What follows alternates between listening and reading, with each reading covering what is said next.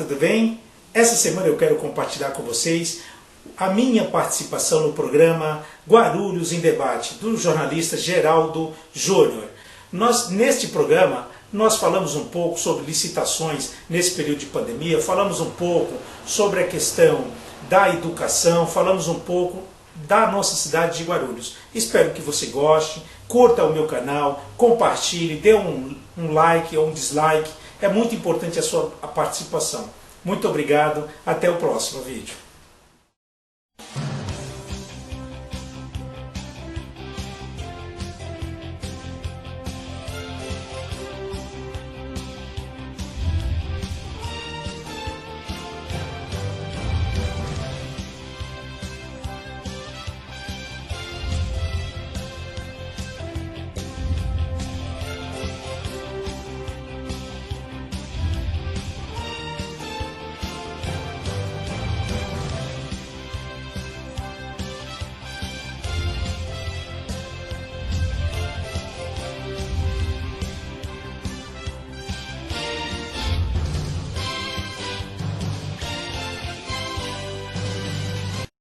Boa noite, Guarulhos, na tela da TV Guarulhos. Comigo, Lucas Braga, o xerife do Jardim Marilena. É isso, Lucas? Marilena! Nosso xerife do Marilena. Não mexe com o camarada não, que ele manda prender e manda soltar. Boa noite, meu amigo Lucas Braga. Também o Felipe Poi na retaguarda. Na tela, olha o Facebook agora. Eu falando aqui e a esposa ligando. Ela sabe que não vou poder atender agora, né? E quando a esposa liga, aconteceu o episódio agora, exatamente agora. A primeira-dama do Daniel Viz, que daqui a pouco você vai ver na tela, também ligou, e ele mudou o tom de voz, uma rapidez igual o geral. Estou aqui agora, se ela ligar, eu vou atender, e vou falar, meu bem, estou trabalhando. Com o Facebook do Guarulhos em Destaque, você acompanha de segunda a sexta, sempre às 20 horas. Você perdeu o programa? A entrevista completa no meu endereço no YouTube, Geraldo JR da TV. Meu grande Lucas Bragas, vamos aos destaques do portal guarulhosendestaque.com.br. Olha as informações na tela para você. Restaurante Bem inicia a atividade com alimentos para mais de 1.000 pessoas. Ainda trazendo informação, Educação 2019. Traz uma pesquisa interessante que vamos debater aqui na bancada. No Nordeste a situação não é das melhores. Essas e outras informações você acessa o portal guarulhosendestaque.com.br. Meu grande amigo Daniel Viso, boa noite. Boa noite, Geraldo. Boa noite a todos que nos assistem. Boa noite, Samuel Messias, nosso colega. O nosso outro convidado é especialista em licitações, também trabalhista na área civil. Meu amigo doutor Samuel Messias, boa noite. Boa noite, Geraldo. Boa noite, Daniel. Boa noite, você, telespectador. Seja bem-vindo. Obrigado aqui pela oportunidade da gente estar debatendo Guarulhos. Tá certo. No programa de hoje a gente vai debater uma pauta muito interessante e eu tenho certeza, desde já, agradecendo a audiência de qualidade. Ontem eu conversei com o meu amigo do jornalista José Augusto Pinheiro, ele me presenteou com um livro. Aliás, estou lendo, viu, Zé? Parabéns, sensacional, recomendo. E foi assim um grande sucesso, as pessoas gostaram, que quem não conhecia José Augusto Pinheiro passou a conhecer. No programa de hoje vamos debater a qualidade do ensino no Brasil. E vamos falar também das licitações. No Rio de Janeiro, por exemplo, a Assembleia Legislativa do Estado do Rio, grande abraço, Tassinho, um abraço, papai. O governador do Rio de Janeiro está com sérios problemas. O secretário foi preso, a federação premiada, envolveu o governador do estado, licitação essa que aconteceu agora na pandemia. Então, problemas existem, mas eu faço a seguinte pergunta. A lei é para todos. No Rio de Janeiro, nós temos 2 governadores presos. E um agora, que é juiz, está com problema, né? Ou seja, o cara é juiz, ele tem por obrigação de conhecer aquilo que é certo e aquilo que é errado. Ponto. Aí a qualidade da educação no Brasil também vamos debater com os nossos amigos. Eu começo com o Daniel Viso. Ele me passou no dia de hoje um texto do Ives Gandra Filho, especialista no assunto, que fala da dinâmica própria entre o direito e a realidade na qual os fatos sociais devem ser regulados e amoldados pelo direito, mas também que esses mesmos fatos se impõem ao direito, o qual não os pode desconhecer ou atropelar. Em síntese, ninguém pode desconhecer a lei, né, doutor Daniel? Exatamente. Eu costumo dizer que o ministro Ives Gandra Martins Filho é o ministro do bom senso.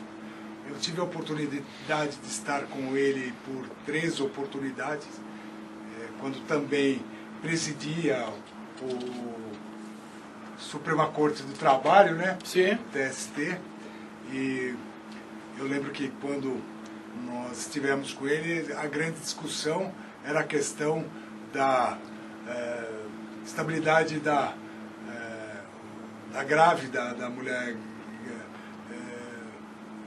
na atividade de serviço temporário, né? E ele, muito inteligentemente, comentou que nós temos a legislação trabalhista, mas nós temos uma sociedade que tem que ser preservada e o social, a sociedade, a mulher, o homem na sociedade, muitas vezes tem que estar acima da questão da relação de trabalho. Pois bem, e agora ele publica uma matéria, mais ou menos dizendo isso, que em que pese a questão da pandemia e a possível judicialização e da responsabilidade, em razão de responsabilidade objetiva e subjetiva de empresa, ele pede cautela de todos, né? Para questão de prova. O que pode acontecer é que muitas pessoas que adquiriram o coronavírus, passaram mal ou vieram a falecer, venham a judicializar e arguir a responsabilidade da empresa. Mas, como diz o ministro, pede cautela, porque quem fizer isso vai ter que provar que, evidentemente, foi acometida essa doença na empresa, e a empresa, por seu lado, vai ter que provar que tomou todas as medidas sanitárias adequadas, né? Então é uma matéria muito interessante, eu recomendo, né? Inclusive para empregados e empregadores, né? Que tomem conhecimento dela. Tá certo. Isso foi apenas a introdução do programa. Eu volto a conversar agora com o segundo convidado de hoje, doutor Samuel Messias. Olha só, licitação pública no período de pandemia, ela mudou alguns critérios pela urgência do processo. Mas o agente público tem que ficar atento naquilo que ele está comprando. Vai ser questionado. Por que comprou nesse preço? Por que pagou esse preço? E se a empresa que vendeu está capacitada. É isso, doutor Samuel Messias? Isso mesmo, Geraldo. Só lembrando que no Brasil a regra é licitar, né? A Constituição Federal, no seu artigo 33, inciso 21, diz que toda entidade pública tem que licitar. Então, a regra é licitar. Todavia, em virtude da pandemia, o governo federal, junto com o Congresso Nacional, votaram uma lei para atender esse período de pandemia, né? A Lei 13.409 de 2020, e essa lei prevê as exceções durante a pandemia. No artigo 4 lá prevê que é possível comprar por dispensa de licitação. Mas o fato de ser dispensa de licitação obriga o ente, a administração pública, a seguir todos os princípios que a Constituição prevê. Princípio da probidade, princípio da economia, princípio da legalidade. Por quê? Porque mesmo sendo dispensa, tem que seguir as bases da lei, né? E com detalhe, essa lei permite as compras apenas de materiais, serviços e contratações de serviços para fins de combater a pandemia. É importante que se diga isso, porque eu vi notícias de alguns prefeitos de alguns estados aproveitando esse momento da pandemia e comprando materiais ou contratando serviços que não são para ser utilizado no combate da pandemia, né? Então, via de regra, o que acontece? O gestor público tem que seguir ali as normas. inclusive no que diz respeito à pesquisa de preço, a levantamento do menor preço, né? Se você pegar a lei ele estabelece num dos seus artigos que é permitido a compra de alguns materiais até acima do preço, quando ficar provado que aquele material estava em falta e que os fornecedores, né, e que os únicos fornecedores poderia vender naquele preço. Mas isso tem que ser provado dentro do processo administrativo. Porque mesmo sendo dispensa, o órgão tem que abrir um processo administrativo e fundamentar tudo neste processo administrativo. O que aconteceu no Rio de Janeiro, doutor Samuel, é algo que me chama a atenção, porque nós temos uma discussão no Ministério Público, temos uma discussão na Assembleia Legislativa, inclusive o governador do Rio de Janeiro pediu para que a Justiça arquivasse o processo de afastamento que está, por hora, acontecendo na Alerj no Rio de Janeiro. Ele já sofreu uma derrota. São dois, ou seja, o governador do Rio, ele tem que ter duas defesas.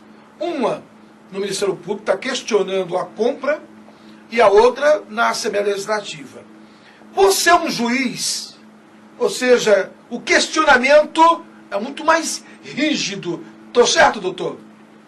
Certíssimo no seu posicionamento. Eu acho que ele, por ser um ex-magistrado, conhece melhor do que ninguém a lei, né? O Rio de Janeiro é uma exceção, né? Nós temos notícias lá de que houve compra de material que nem sequer foram entregues e já recebeu o total do contrato, que é um absurdo, né? Sim. Você pagar antes de receber o material. Então o Rio de Janeiro, pela história recente do Rio de Janeiro, com vários ex-governadores presos, né? E tudo indica que o atual está indo pelo mesmo caminho, é uma exceção à regra, né?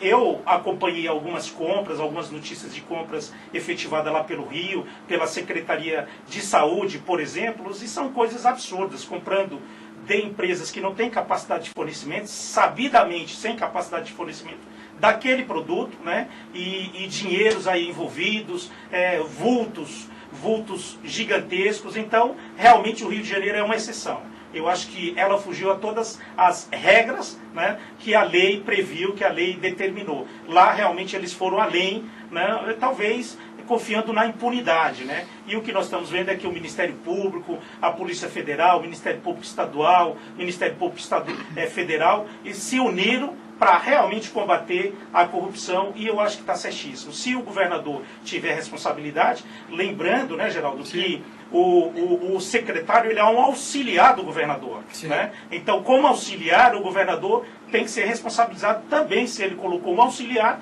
que praticou lá eventuais desvios, e obviamente ele responde, ainda que por omissão, né? Por ação ou omissão, o governador é responsável. Por quê? Porque o secretário que ele nomeou é um auxiliar dele direto, ou seja, cumprir a ordem dele. Se ele está envolvido ou não, isso o Ministério Público vai responder. Mas, né, realmente, por ser um ex-juiz, eu acho que está complicado. Estou conversando com o doutor Samuel Messias. Doutor Daniel Viso, a gente sabe que nesse tempo de pandemia, algumas empresas elas estão querendo mudar o contrato de trabalho, imaginando da necessidade do profissional em trabalhar, e muitos assinam um contrato sem ler o contrato.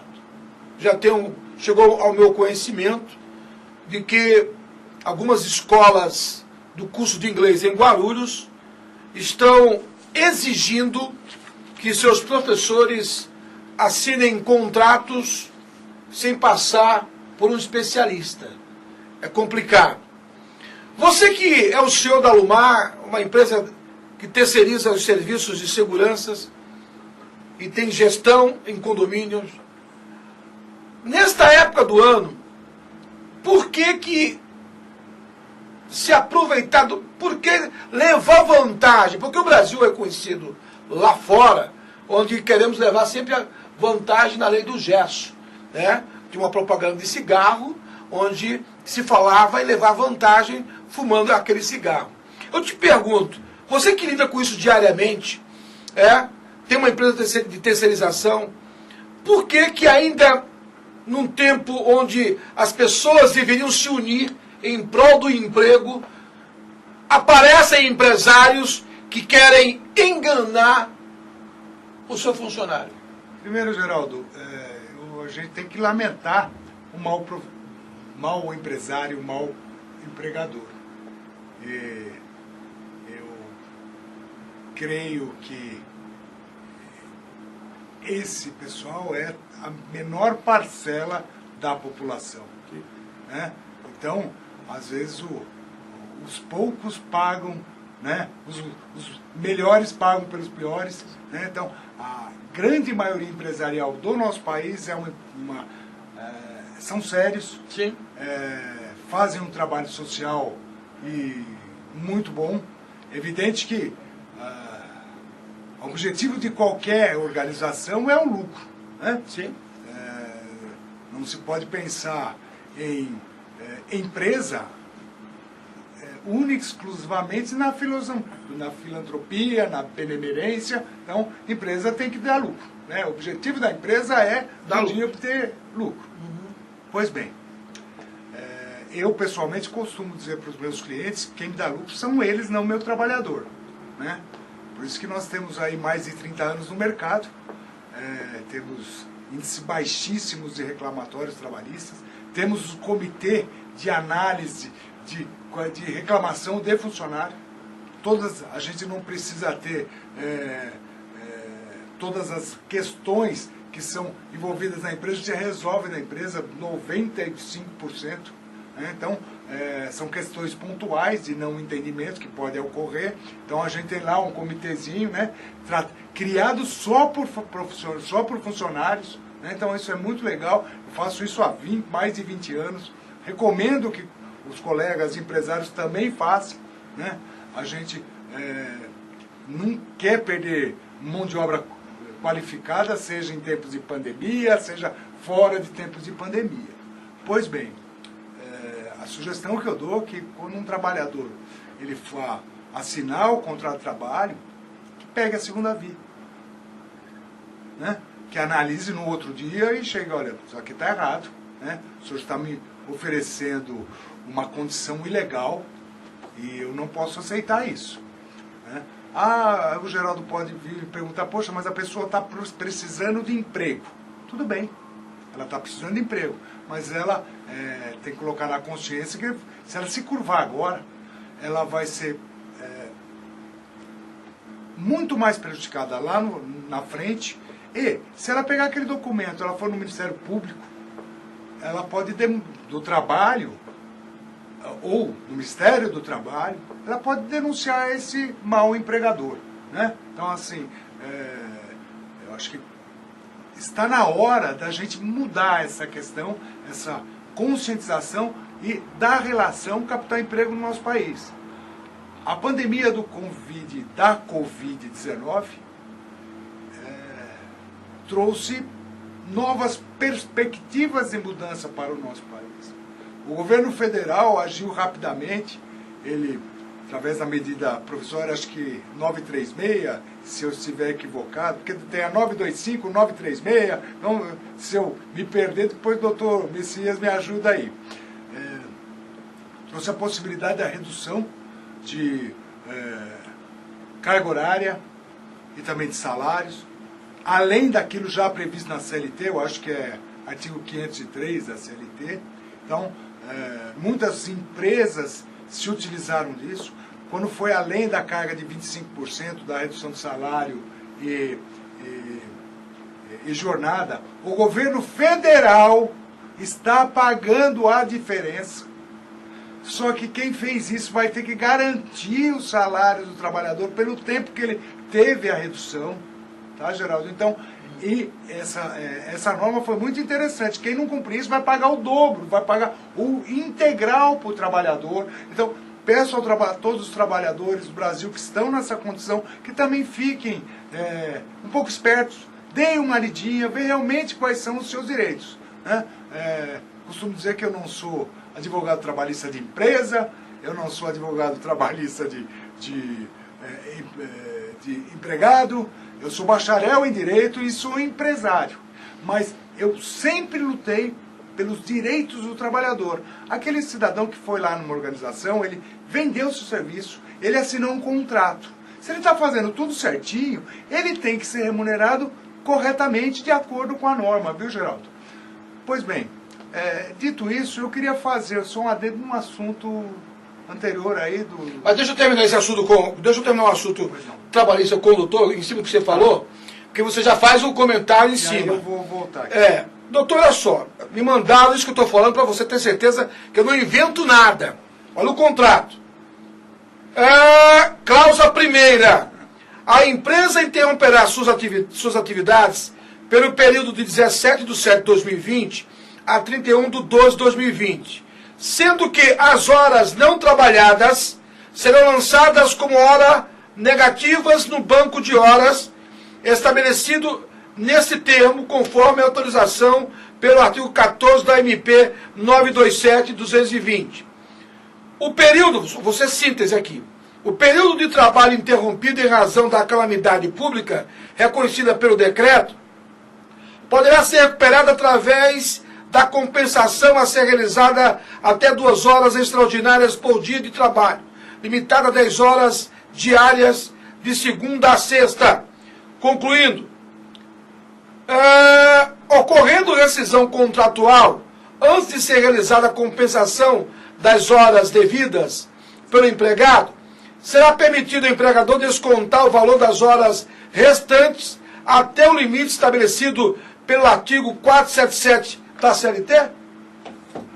Pois é, como você viu no contrato, ele está seguindo as regras aí da MP, né? Então, todas as regras da MP estão sendo respeitadas no que diz respeito a esses aspectos, né?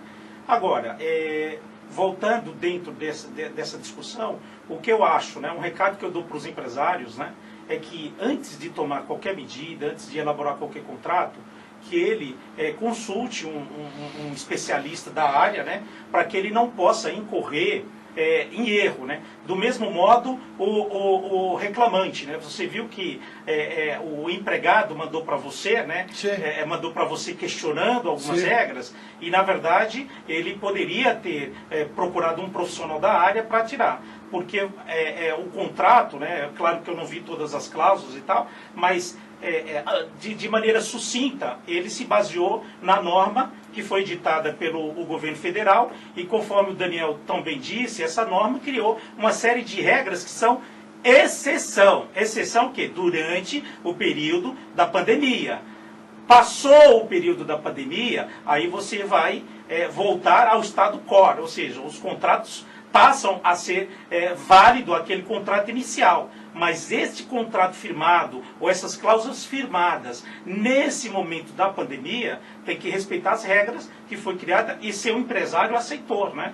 Porque tem essa também, o empresário tem que aderir às normas da MP, cumprir com os requisitos, e tem lá a cláusula, como o Daniel também disse, de cumprimento. Se ele não cumprir, ele paga o dobro, o funcionário tem uma série de garantias. Né? Então, e outra, ou seja, assinou, pega a segunda via para questionar. Sim, sem dúvida nenhuma. Réplica do Daniel Viso, por favor, Daniel. A questão, se essa pessoa for o trabalhador, eu entendo que isso deve ter sido um aditivo, porque a medida provisória estabelece que tem que haver, inclusive, o consentimento também do trabalhador, né? Mas é evidente que se esse empresário está numa situação de insolvência total, o trabalhador vai acatar, né? Senão não vai receber nada. Mas não pode haver vício, não pode ter descumprimento da norma, do que estabelece a norma. Sim. Nesse momento de pandemia. O que está acontecendo é que tem muita gente aí já criando contratos que achando que isso vai ser prorrogado. Não é nada disso, né? A gente tem que ver essa questão atual.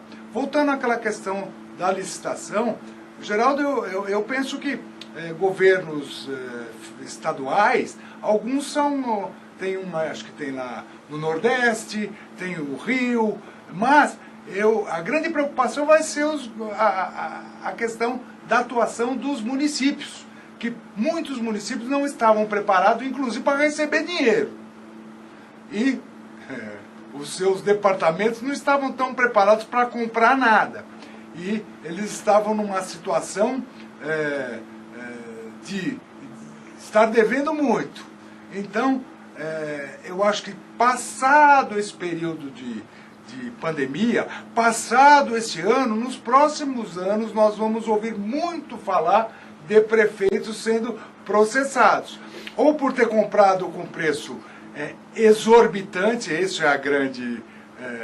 ou sem o critério da modalidade de licitação, ou como o doutor Messias bem disse, comprou, pagou adiantado, não recebeu, não tem responsabilização. Então, eu acho, pela minha experiência, e olha que eu fui comprador no Exército por muitos anos, viu? Então não se tem notícia de desconhecimento, viu, Geraldo? Por nenhum comprador. Porque os compradores, eles conhecem a norma. Ou seja, eles dão um pelezinho, né, na norma, né? Doutor, por favor. Eu só queria fazer um complemento, que a lei que eu citei anteriormente, ela também cria a obrigação da publicidade, né? Ela exige, num dos artigos lá, num dos incisos do artigo 4º, que todo ato, toda compra, todo contrato seja dado publicidade. Ou seja, o gestor público é obrigado a publicar nas páginas de transparência ou dar publicidade, seja via diário oficial. Não existe nada oculto, ainda mais quando se usou dinheiro federal. Porque se usou dinheiro federal e não cumpriu, quem vai fazer essa investigação é a Polícia Federal. E nós estamos vendo que a Polícia Federal do nosso Brasil tem agido, seja com qualquer político que for, de qualquer partido. Tem indício, eles estão indo lá investigar. Eu vou fazer um intervalo, Lucas Braga, xerife lá do Jardim Marilena. A gente volta em 1 minuto. Segura aí, Lucas.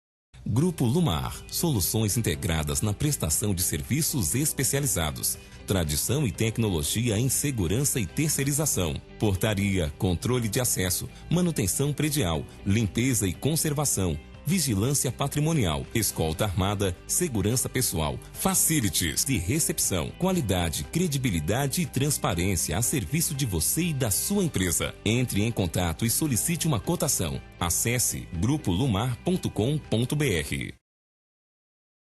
Estamos de volta com Guarulhos, Debate Guarulhos no Facebook. Ô Lucas, quer me pegar, Lucas? Por favor, me ajuda aí. Põe na tela, Lucas Braga, o Facebook do Guarulhos em Destaque, de segunda a sexta, sempre às 20 horas. E no YouTube, você perdeu a entrevista, vai lá a partir das 22 horas, todos os dias. Está disponível a entrevista no nosso canal do YouTube. Antes de voltar para os nossos convidados, quero fazer um alerta a você que compra diariamente comida, alimentação, né? Pela rede social. Muito cuidado. Eu recebi uma denúncia hoje, que ainda bem que era um conjunto habitacional, que tem toda uma identificação, e o motoboy estava tentando se passar pelo entregador. Não sei como ele conseguiu, porque a pessoa estava nervosa, simplesmente fez um alerta, e aqui é um alerta geral, Eu estou aqui com um especialista em segurança em condomínio, né? Mas essa batata quente, quem está aprontando, fica esperto que a polícia te pega. Agora, Daniel Viso, que é a sua especialidade, hoje as portarias dos condomínios, elas estão cada vez mais exigentes no quesito da chegada de alimentação, ou seja, quem pediu vai ter que descer para receber, é isso? Exatamente. Eu comento que já foi o tempo onde a pessoa ligava do apartamento dela, não tinha nenhum controle nas portarias, o entregador ia no apartamento, isso... não existe mais. Não existe mais. Vamos imaginar que nós tenhamos aí um grande condomínio vertical, com centenas, às vezes até milhares de residências. Isso pode acontecer, mas nesse caso a segurança acompanha, ou essa pessoa é pré-cadastrada, a empresa é pré-cadastrada, então tem todo um cuidado com o controle de acesso para não permitir que uma pessoa não autorizada ou que não seja um entregador, ou seja um bandido, esteja usando desse artifício, dessa artimanha para poder entrar no condomínio e praticar os assaltos, tá? Geraldo, eu queria fazer um adendozinho. Hoje é dia, Geraldo, do comerciante. É verdade. Eu quero aproveitar para, em nome do senhor Antônio da Padaria Vila Moreira, mais de 55 anos lá, né, aqui em Guarulhos, né, em nome dele, cumprimentar a todos os comerciantes da nossa cidade, do nosso estado e do nosso país. Tá? Eu sei que eu entrei na brecha, eu não poderia esquecer do senhor Antônio da Padaria Vila Moreira. Eu gosto muito desse homem. Tá certo. Essa padaria que eu frequento quase que toda semana, eu passo lá e tomo aquele cafezinho. Quase sua vida inteira. É, o dia inteiro, pãozinho na chapa, logo cedo, e uma resenha maravilhosa. Olha, tem uma informação aqui em relação à educação e também às empresas que me preocupam. Apesar da proporção de pessoas de 25 anos ou mais com ensino médio completo ter crescido no país, passando de 45% em 2016 para 47% em 2018 e 48% para 2019, mais metade, 51, ou seja, 69 milhões dos adultos não concluíram essa etapa educacional. É o que mostra essa pesquisa da PNAD, que continua em 2019. Senhores, é preocupante. Nós estamos falando, né, de pessoas acima de 25 anos de idade, que não concluíram essa etapa do ensino médio. Nós estamos falando do futuro do Brasil.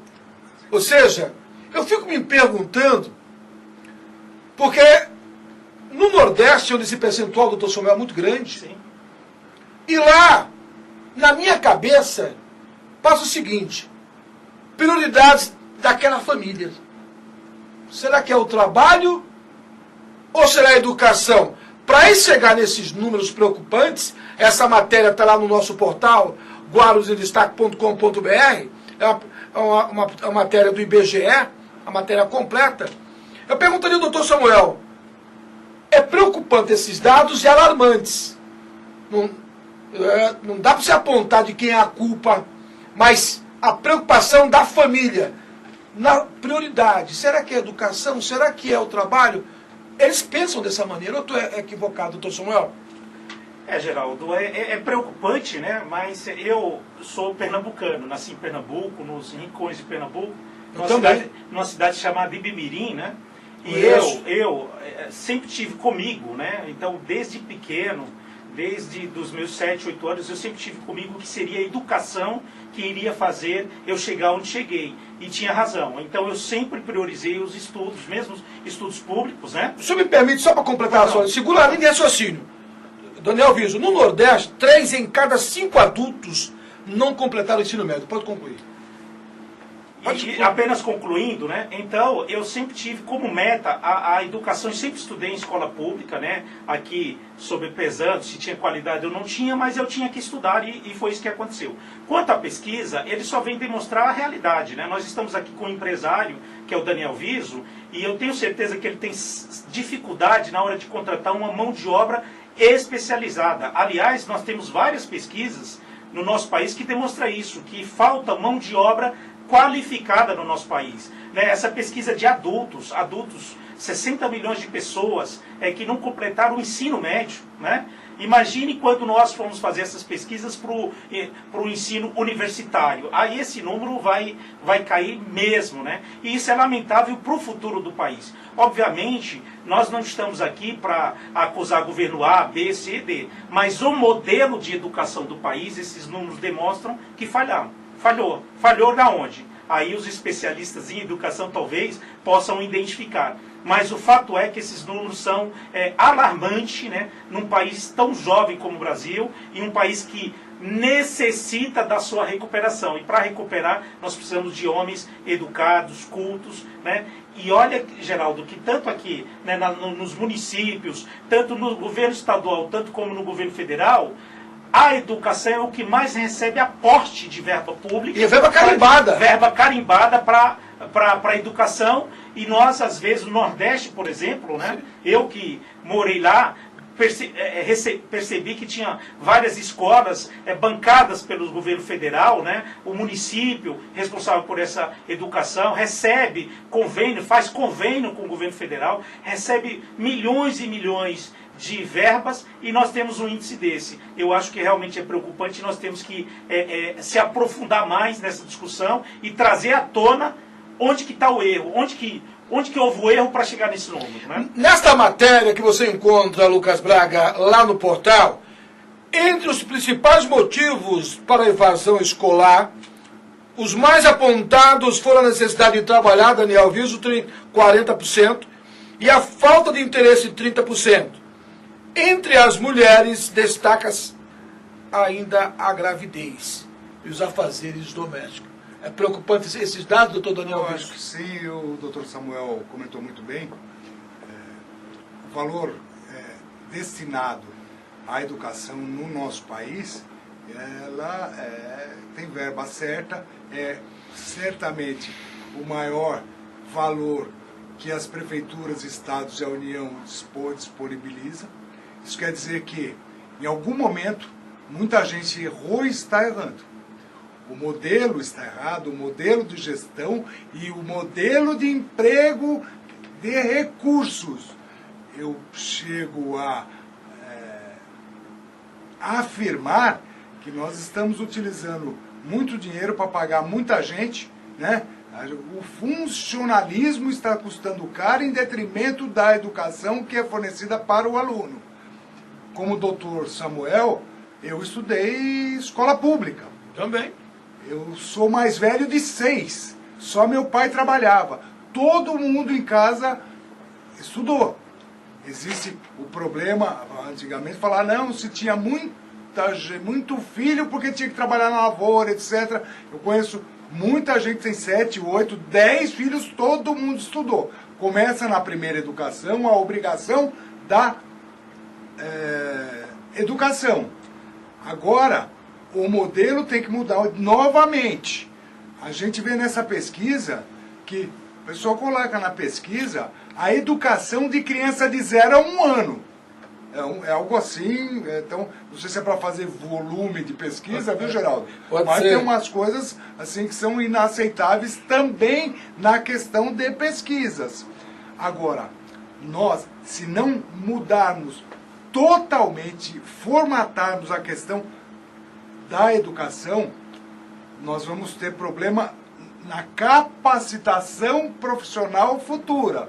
Eu lembro quando jovem, logo lá no ginásio, a gente já optava. Eu fiz exame de admissão. Exatamente. Depois tinha lá os cursos técnicos desde sempre. Era contabilidade, era científico, né? Era curso de química, ou seja, o mais impressionante, Geraldo, é que Todo mundo paga os seus impostos, vai para o governo federal manda para os estados e municípios. E as melhores escolas, daqui a pouco, quem está bancando são empresários. São sim, porque o empregado paga PIS, COFINS, contribuição social, e o empresário paga uma coisa interessante, que ele paga o Sistema S, SESC, SENAI, SEBRAE, é o empresariado que está fornecendo a possibilidade das melhores escolas de formação. Alguma coisa está errada. Então, alguém desaprendeu aí, eu acho que é melhor voltar a fazer lição de casa para que a gente possa capacitar nossos jovens. E vamos pensar, gente, que a nossa população está envelhecendo. Se a nossa população está envelhecendo e a que está chegando não tem qualificação, o que vai ser desse país? Doutor Samuel, por favor, fique à vontade. Eu só queria complementar a informação, só para você ter noção do gigantismo que é as verbas recebidas.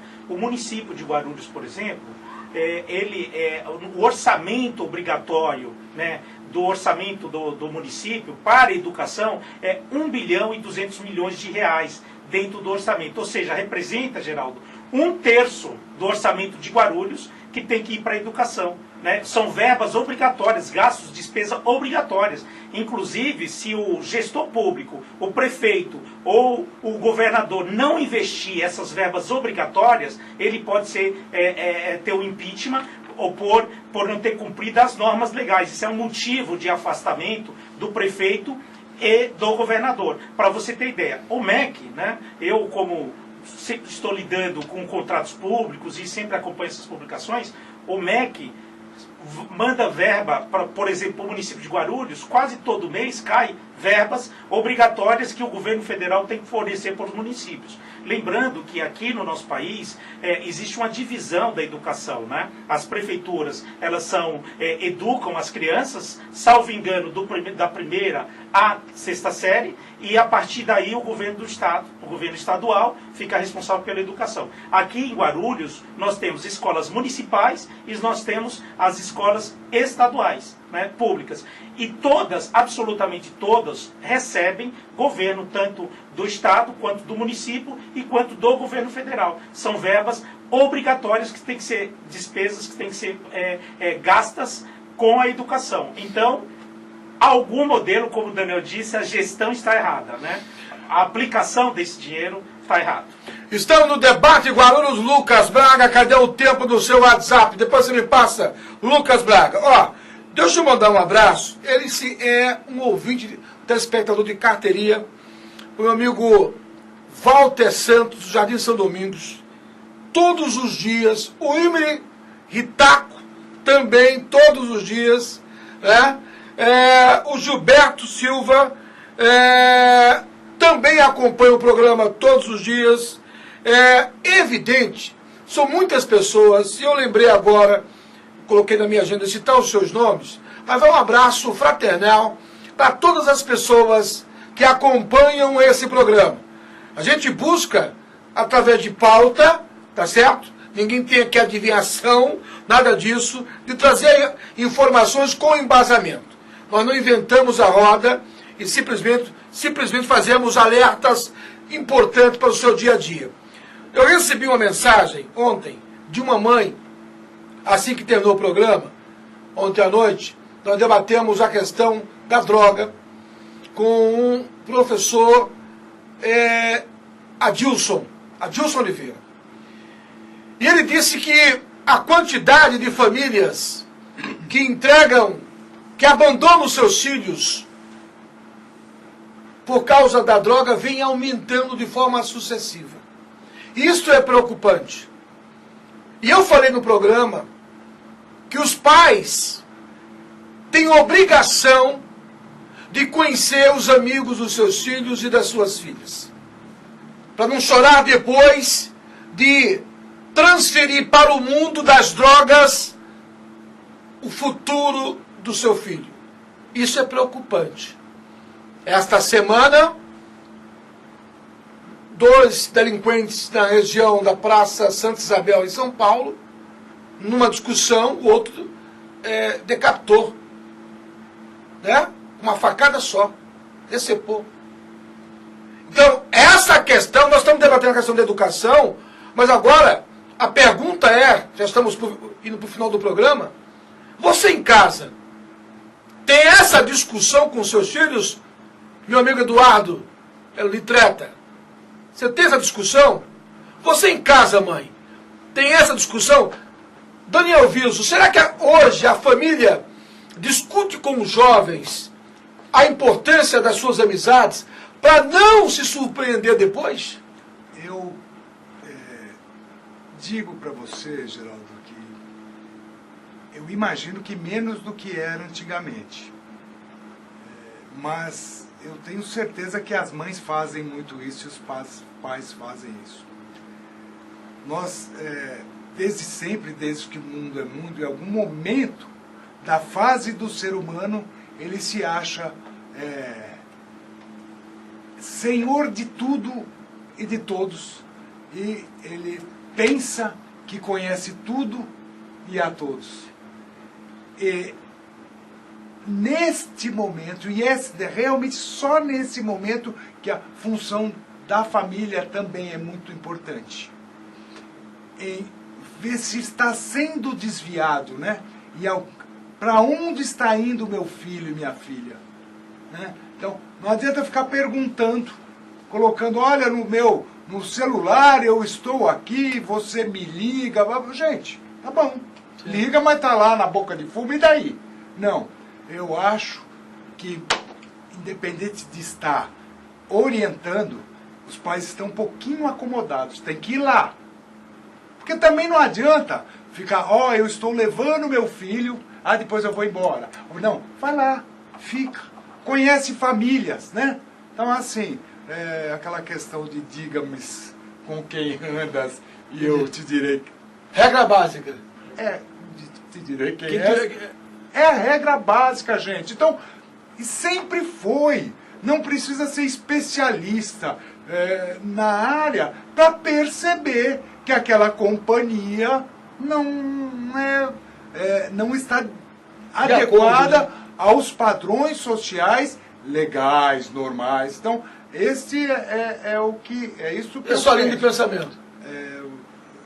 E acho que todos têm que se preocupar muito mais em razão. Vamos de novo voltar na pandemia. A gente sabe que vai ter uma retração na nossa economia. O Brasil diz que é 6,2%, a Organização Mundial está dizendo que é até 8%, o FMI que é 9%. Então, é assim, imagina que nós temos aí, segundo dados publicados, 522 mil empresas de 1.300.000 empresas, 522 mil fecharam definitivamente as portas. Se a gente tiver 4 pessoas, que é pouco, em cada empresa, tem mais 2 milhões de desempregados. Então, tudo isso vai contribuir para que a sociedade familiar repense um pouquinho para onde vai aquela questão da expectativa do jovem, né? Sim. Então, a obrigação dos pais vai ser maior ainda. Então, eles vão ter que segurar a onda, né? Ser fortes. Nas rédea curta. Exatamente. Doutor Samuel, para a gente ir no final do programa, você conhece os amigos dos seus filhos? Conheço, Geraldo, e aqui eu posso dar um testemunho, né? Meu filho tem 18 anos, então é um jovem, né, que está aí se tornando adulto. E eu, Geraldo, desde a tenridade, eu tinha uma pergunta que eu fazia para os professores. Né? Toda reunião de pais e mestre, o meu filho do meu lado, eu fazia a seguinte pergunta: professor, como que está o comportamento do meu filho em relação ao respeito à sua autoridade dentro de sala de aula? Bacana. Essa pergunta eu fiz até hoje, se eu for na faculdade, né, ele está estudando faculdade agora, e quando eu vou lá com os professores, que são todos amigos nossos, eu faço a mesma pergunta e ele dá risada e fala: pô, pai, até aqui. Mas por que isso? Porque você tem que mostrar isso para o seu filho, que você está atento. Meu filho, por exemplo, Geraldo, se ele for na casa de um amiguinho, a mãe ou eu liga para o pai ou para a mãe, pergunta: olha, meu filho está indo aí, está tudo bem? Você está sabendo que meu filho está indo? Isso. Tudo bem, não tem problema? Olha, a autoridade aí da sua casa é você, então meu filho tem que seguir as regras da sua casa. E por que isso? Porque nós temos que saber com quem nossos filhos andam, né? Teve alguns amigos dos meus filhos que eu conversei com eles, falei: olha, filho, não serve para amizade, né? Não serve para você como amigo. Por quê? Porque está fora daquilo, né, da normalidade. Alguns comportamentos não são comportamentos seu. Então, pais e mães, se eu puder dar um conselho para você: acompanhe seu filho, converse com os amigos, receba os amigos na sua casa. Meu filho, quando falava, eu vou sair com os amigos, eu falava, não, traz aqui, vamos comer uma pizza aqui, vamos fazer um churrasco aqui. Por quê? Porque eu queria ver como que estava o comportamento desses amiguinhos. E se o comportamento dos amiguinhos dele estava parecido a ele, é porque os pais estão na mesma pegada. E olha, Geraldo, posso dizer que na sua grande maioria acontecia a mesma coisa. Os pais ligavam para minha casa e falavam, olha, meu filho ou minha filha disse que está indo aí para você. Você está sabendo? Então, veja, são regras básicas. Acompanhe seu filho, veja com quem ele está conversando. Questão das drogas, sempre abri o jogo com meu filho. Não escondi, mostrava as situações, as reportagens de drogas, das pessoas. E eu falava, filho, então nem experimenta. E olha, graças a Deus, até aqui, né, ele se tornou um adulto e vai ser responsável pelos seus atos. Então eu posso dizer que até aqui eu acertei. Agora, daqui por diante, as escolhas vão ser dele. E eu espero que ele escolha o melhor, né, para isso que eu me esforcei tanto, para isso que a gente brigou tanto. Então, pais e mães, pegue no pé do seu filho, seja chato com seu filho. Meu filho tem 18 anos, mas não pense que ele vai sair por aí. Olha, agora eu vou... Não. Quando ele fala, vou na casa do amigo, agora na pandemia parou, né? Um pouco isso. Mas ainda hoje, quando ele chega, eu vou na casa do amigo, quem é seu amigo, quem são os pais, vão estar lá, quem vai estar. Essa preocupação, eu acho que como pai, a gente não tem que se desobrigar nunca. Doutor Samuel Messias, muitíssimo obrigado pela sua presença. Né? É sempre agradável ter alguém na bancada com um conteúdo como o seu. Muitíssimo obrigado. As suas considerações finais. Eu que agradeço a você, Geraldo, ao programa, né? Agradeço o Daniel e telespectadores. Espero que a gente tenha debatido aqui, tenha esclarecido algumas dúvidas, né? Mais uma vez, Geraldo, obrigado por essa oportunidade, porque é sempre bom nós estarmos debatendo a nossa cidade que eu amo de paixão. Estou aqui em Guarulhos desde o dia 25 de setembro de 1982, quando essa cidade me acolheu, e hoje eu já sou um guarulhense. Né? Obrigado, doutor então, Samuel. Obrigado você. Daniel Viso, CEO do Grupo Lumar, nosso colunista, nosso amigo, sempre trazendo novidades, não só no mercado de terceirização, mas informações pertinentes do seu dia a dia. Meu amigo Daniel Viso, muitíssimo obrigado, meu irmão. Obrigado, Geraldo, mais uma vez pela oportunidade. É sempre um prazer estar aqui contigo. A gente aprende toda semana muito mais. Vou me dirigir a você, que está preocupado com a questão da pandemia, endemia, epidemia. Nós também estamos. Nós combatemos um inimigo invisível, mas nós vamos vencê-los. E reiterar aí nossos parabéns, felicitações a todos os comerciantes brasileiros nesse seu dia, tá? Principalmente ao seu Antônio da Padaria Vila Moreira. Grande abraço a todos. No dia de hoje conversei com o meu amigo Dr. Samuel Messias e também com o Daniel Viso, CEO do Grupo Lumar. Lucas Braga, o xerife do Jardim Marilena. Na retaguarda, Felipe Poi. Eu sou Geraldo Júnior. Obrigado pela sua audiência. Boa noite.